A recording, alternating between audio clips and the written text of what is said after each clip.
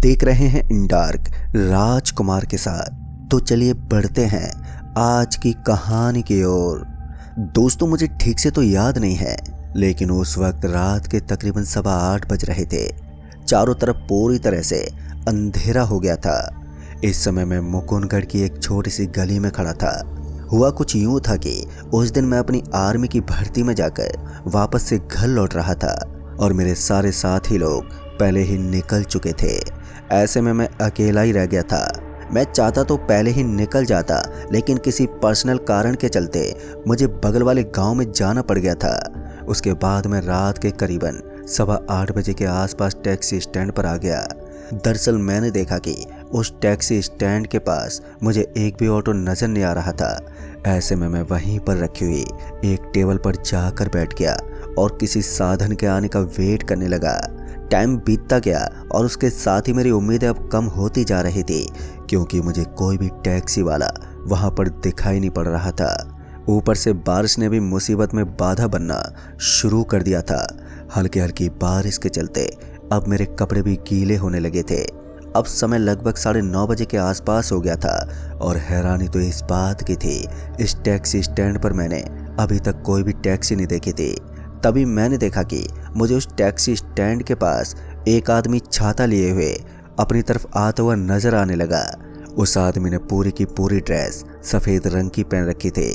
उस आदमी को देखकर मेरी जान में जान आई, क्योंकि इस टैक्सी स्टैंड पर बैठे बैठे मुझे तो यही लग रहा था कि ये टैक्सी स्टैंड से कम और खामोशी का मोहल्ला ज्यादा लग रहा है। खैर, वो आदमी मेरे पास आ गया। जैसे ही वो मेरे पास आया तो मैंने देखा कि उसने अपना चेहरा अपने ही सफेद रुमाल से ढक के रखा हुआ था। वो सीधे मेरे पास आया और उसने कहा, भाई साहब, यहाँ पर अभी कोई टैक्सी आएगी क्या? तो इस पर मैंने उसे बताया कि मैं भी खुद यहाँ पर टैक्सी को ढूंढते ढूंढते परेशान हो गया हूँ, लेकिन मुझे भी कोई टैक्सी नहीं मिल रही है। जैसे उसने ये सुना तो उसने अपनी गर्दन हिलाई और उसके बाद वो बोल पड़ा, यहाँ से 2 किलोमीटर आगे एक सस्ता बाजार पड़ता है। उस सस्ते बाजार में हमें कोई ना कोई टैक्सी तो मिल ही जाएगी, लेकिन वहां तक हमें पैदल ही निकलना होगा। अब उस आदमी की बात सुनकर मैं पहले तो 2 पल के लिए सोचता रहा। फिर जब मैंने उस स्टैंड की खामोशी को महसूस किया तो मुझे लगा कि मुझे उस आदमी के साथ उसी तरफ निकल जाना चाहिए, क्योंकि अब बारिश ने सफर के अंदर बाधा डालना शुरू कर दिया था। उसके बाद मैं उस आदमी के साथ निकल पड़ा। अब हम दोनों सबसे पहले उस टैक्सी स्टैंड से बाहर आए तो मैंने देखा कि हम एक सुनसान रोड पर आ गए थे। उसके बाद उस आदमी ने मुझे अपने पीछे पीछे आने का इशारा किया। मैं उस आदमी से बात करना चाहता था, लेकिन ऐसा लग रहा था जैसे वो मुझसे बात करने के मूड में ही नहीं था। उसने अपने छाते को अब बंद कर लिया था। लगभग 15 मिनट बीतने के बाद अब हम दोनों एक इलाके में पहुंच गए। वहां पर मुझे कुछ टूटे फूटे मकान नजर आ रहे थे और बंजर सी पड़ी हुई जमीन भी दिखाई दे रही थी। सच कहूं तो यहाँ तो उस टैक्सी स्टैंड से भी ज्यादा सन्नाटा पसरा हुआ था। लेकिन जैसे ही हम दोनों ने एक दरवाजे पर दस्तक दी तो मैंने देखा कि उसके अंदर बहुत सारी दुकानें खुली हुई थी और उनके सामने कुछ लोग बैठे हुए थे और अपने सामान की बिक्री कर रहे थे। उन लोगों को देखकर मुझे काफी अजीब सा लग रहा था। इतने लोग होने के बावजूद भी उस जगह पर इतना ज्यादा शोर शराबा नहीं था और ऊपर से ऐसा ही लग रहा था कि यहाँ पर किसी आदमी की मौत हो गई है, जिसकी वजह से ये लोग यहाँ पर शोक मना रहे हैं। फिर वो आदमी मुझे वहां से बाहर ले गया और फिर हम दोनों एक रेहड़ी के सामने पहुंचे तो मैंने देखा कि वहां पर उस रेहड़ी के ऊपर मुझे कुछ काजू पड़े हुए नजर आ रहे थे। सामान को देखकर मुझे लगा कि यहाँ का सस्ता सामान मुझे भी खरीद लेना चाहिए, इसलिए मैं सीधा उस रेहड़ी वाले के पास गया तो मेरे साथ साथ वो आदमी भी उस रेहड़ी के सामने आ गया था। जैसे ही मैंने उस आदमी से पूछा कि आखिर ये काजू तुमने कैसे दिए हैं, तो उसने मुझे बहुत ही कम पैसे बताए। लेकिन इसी बीच मैंने कुछ ऐसा देखा जिसे देखने के बाद मेरे पूरे शरीर में झुंझुनी सी महसूस हुई। दरअसल मैंने देखा कि जो आदमी काजू बेच रहा था वो कोई नॉर्मल आदमी नहीं था। उसके पांव पीछे की तरफ घूमे हुए थे। अब एक पल के लिए तो मैं घबरा गया था, लेकिन इस समय मैं उस आदमी को ये जताना नहीं चाहता था कि मैं उसकी वास्तविकता को पहचान गया हूँ। इसलिए मैंने अपने आप को शांत रखा और उसके बाद में वहां से पीछे की तरफ पलटने लगा। दरअसल मैंने उस रेहड़ी वाले आदमी को ये बोल दिया था कि इस समय मेरे पास पैसे नहीं है और मैं इस सामान को बाद में खरीद लूंगा। और फिर जैसे मैं पीछे की तरफ आया तो वो सफ़ेद रंग की ड्रेस पहने आदमी मेरे बगल में आकर बोला, मुझे तो लगा था तुम सामान खरीदने वाले हो, लेकिन कोई बात नहीं, तुमने अच्छा ही किया। न जाने वो सफ़ेद कपड़े वाला आदमी बार बार मुझे ऐसी कौन सी बात कह देता था जिसकी गहराई तक जाने के लिए मुझे बहुत सा समय लगता था। साथ ही उसकी हर एक बात के अंदर एक अजीब सा रहस्य छुपा हुआ होता था। तभी उस आदमी ने कहा, वो सामने देखो, एक तांगे वाला खड़ा है। अब ये सुनते ही जब मैंने सामने की ओर देखा तो मैंने पाया कि वहां पर एक तांगे वाला था, लेकिन मेरी नज़र बार बार उसी रेडी वाले की तरफ जा रही थी। मैं उस रेडी वाले से इस कदर डर गया था कि मेरी नज़र उसके ऊपर से हटने का नाम ही नहीं ले रही थी। तभी उस सफ़ेद रंग के कपड़े पहने हुए आदमी ने मुझसे कहा कि चिंता मत करो, यहाँ पर इस तरह की चीज़ों का दिखना आम बात है, और अभी तो तुम्हारा सफ़र शुरू हुआ है। इतना कहने के बाद वो फिर से अपने खामोशी वाले अंदाज में रास्ते पर तेज तेज चलने लगा। अब तक मेरी धड़कनें भी तेज गति से धड़कने लगी थी, लेकिन जब मैं उस रेड़ी से थोड़ी दूर आ गया था तब जाकर मुझे काफ़ी हद तक थोड़ी राहत मिली। इसी बीच हम दोनों उस तांगे के पास पहुंच गए, और जैसे हम वहां पर पहुंचे तो हमने देखा कि हमें वहां पर एक तांगा खड़ा हुआ नजर आ रहा था, और उसके ऊपर कोई बैठा हुआ था जो गाने गुनगुना रहा था। फिर मैं सीधा उसके पास गया तो मैंने देखा कि वो एक महिला थी। अंधेरी रात होने की वजह से मुझे उसका चेहरा ठीक से नज़र तो नहीं आ रहा था, लेकिन मैं इस बात का अंदाज़ा अच्छी तरह से लगा सकता था कि वो एक महिला ही थी।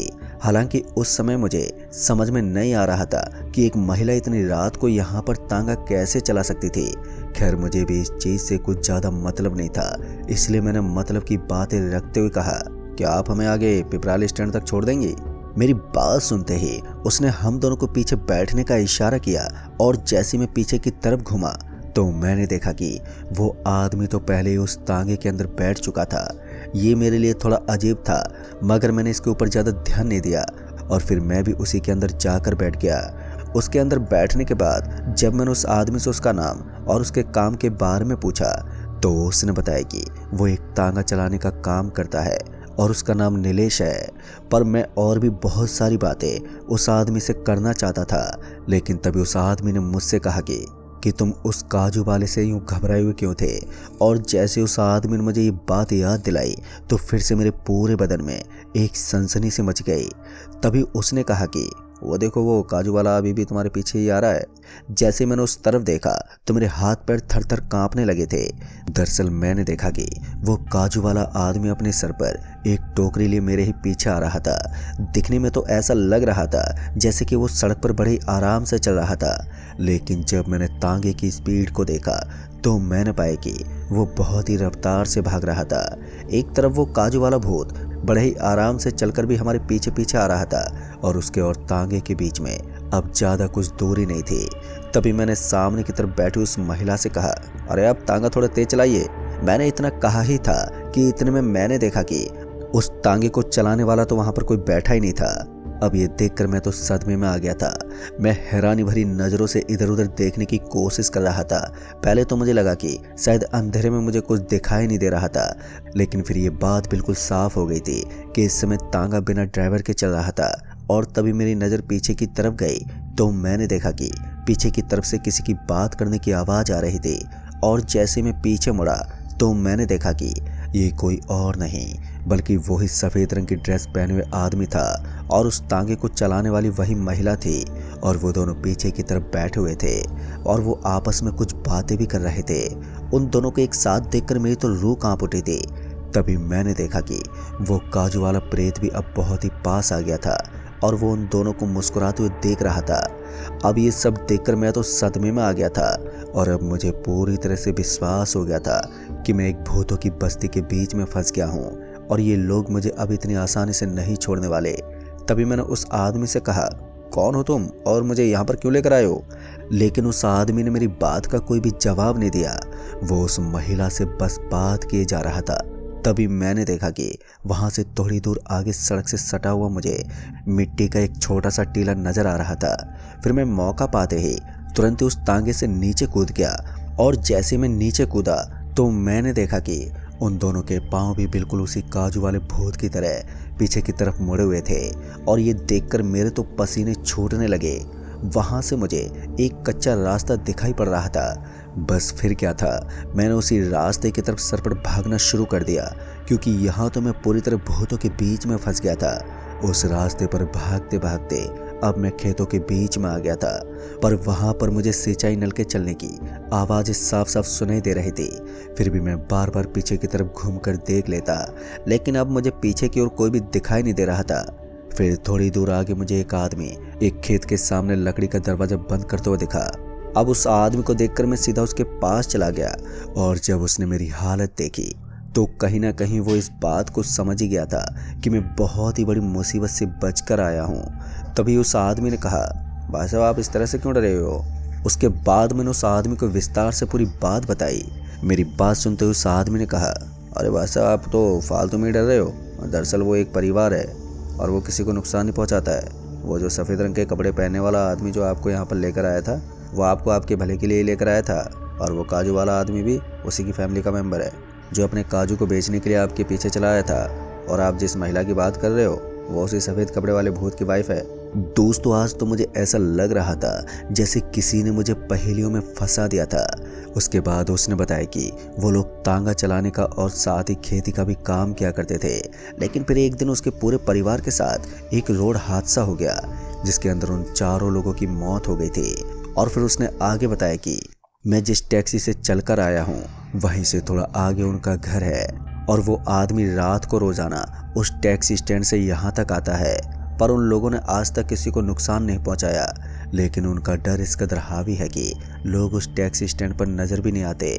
फिर उसके बाद वो आदमी मुझे वहाँ से अपने खेत में मौजूद झोपड़ी में ले गया, और वहाँ पर ले जाने के बाद उसने मुझे रात में आराम करने का सुझाव दिया। मैं आराम से लेट तो गया था, लेकिन अभी भी मुझे एक बात समझ में नहीं आ रही थी कि आखिर उसके परिवार में वो 4 मेंबर कौन थे। इस बीच कब मेरी आंख लग गई मुझे पता ही नहीं चला, और फिर जब सुबह मेरी आंख खुली तो मैंने देखा कि मैं सड़क के बगल में मौजूद खुली जगह पर लेटा हुआ था। ये सब देखकर मैं तो सदमे में आ गया था, क्योंकि मैंने ये नहीं सोचा था कि मेरे साथ भी कभी भी ऐसी कोई घटना हो जाएगी। दोस्तों फिर उसके बाद मैं सीधा अपने घर के लिए निकल गया। तभी मुझे एहसास होने लगा कि चौथे मेंबर के बारे में जिसने मुझे बताया था वो कोई और नहीं बल्कि वो आदमी खुद ही था जिसने मुझे झोपड़ी में रोका था। और फिर वो झोपड़ी और वो आदमी सारी चीज़ें वहाँ से गायब हो गई। फिर उसके बाद मैं अपने घर तो आ गया, मगर मुझे करीब 4 दिन तक तेज बुखार रहा। खैर अब मैं एकदम ठीक ठाक हूँ और कभी किसी गलत स्थान से गुजरने की हिम्मत नहीं करता। तो दोस्तों इस कहानी में बस इतना ही। कहानी आपको पसंद आई हो तो वीडियो को लाइक शेयर कमेंट ज़रूर कर दें, और साथ ही चैनल को भी सब्सक्राइब ज़रूर कर दें। तो मैं जल्द ही मिलूँगा ऐसी एक और डरावनी कहानी के साथ। तब तक के लिए बाय एंड टेक केयर।